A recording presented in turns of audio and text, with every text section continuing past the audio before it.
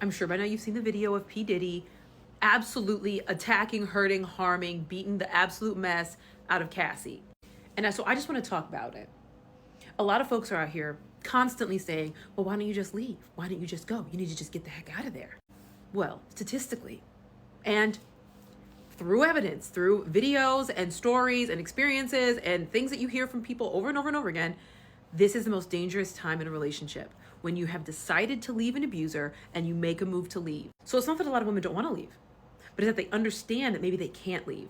And because I know someone's going to say this, well, some of these women be defending these men, blah, blah, blah, blah, blah. There's a little thing called Stockholm Syndrome, right? Trauma bonds. As you've had trauma, abuse, verbal abuse, physical, schmexual, all of that, you release cortisol, stress hormones, right? But then when a person takes away abuse, right? When they're not abusing you in a period of time and they do something even reasonably nice for you, then you begin to release oxytocin, which is a love hormone, which helps us to bond and connect.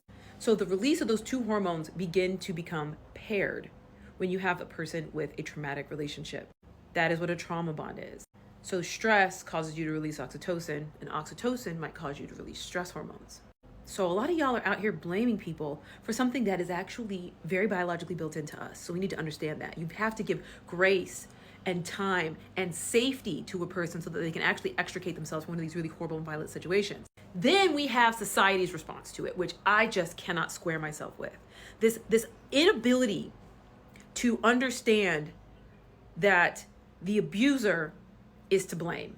As an aside, I was looking up Drake's dad because I'm not really into all of this. So I just was like, let me look up Drake's dad and just see who he is.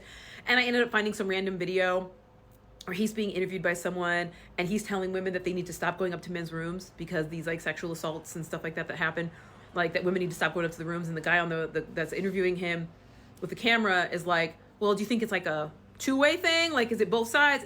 And Drake's dad was like, nah, the ladies just need to stop going. So that's the second part of this conversation. The way society responds to blame the victim. There's also a psychological reason as to why a lot of people blame victims. And it comes from this underlying construct that a lot of folks have, specifically conservative thinkers, people who focus more on the past, kind of like bringing things back, staying in this place of safety, high amygdala functioning, right? So they have a very, people who think conservatively tend to have a more overactive amygdala, which is the part of your brain that helps you to remember the bad things that happen, right? So they have this underlying construct called belief in a just world. And after I explain it, you're gonna be like, yeah, I see that everywhere. Basically, a lot of these folks that are conservative have a very simplistic perspective of the world, especially when they're under stress. So they have to believe good things happen to good people and bad things happen to bad people. A lot of people talk about that. But what happens when the world doesn't reflect this internal perspective? What happens when a bad thing happens to somebody that maybe is quote unquote good? Because I take issue with the whole concept of good people, bad people. So something bad happens to someone good, instead of changing your perspective on the way the world works, because that's a very drastic thing, you change your perspective on that person and you say they must be bad. So if a woman gets assaulted, you must assume it's her fault. She put herself in that situation. And the inverse is true. So you have someone that has good things happen to them, so you assume they must be good. We've had a previous president that has this happen every day. People make this mistake with him every day. Oh, he's made millions of dollars. He must be a genius. Absolutely not. Absolutely not. It's a belief in a just world fallacy. And even deeper underneath this is people's belief that they're also a good person.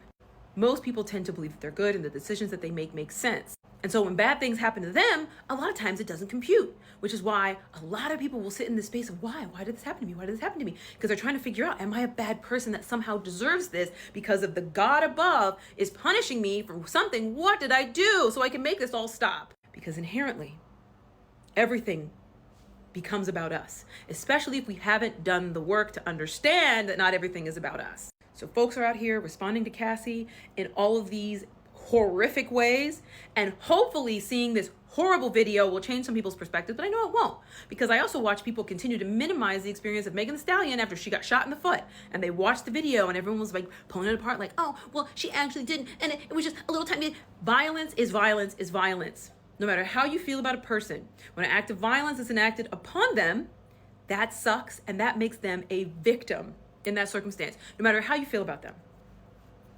A victim. So if you're a person who's making excuses for abusers, you need to begin looking at your own psychology and looking deep inside yourself and understanding, why is it I cannot empathize with other people? Why is it I blame other people for the bad things that happen to them? Because I bet you wouldn't want people to do it to you.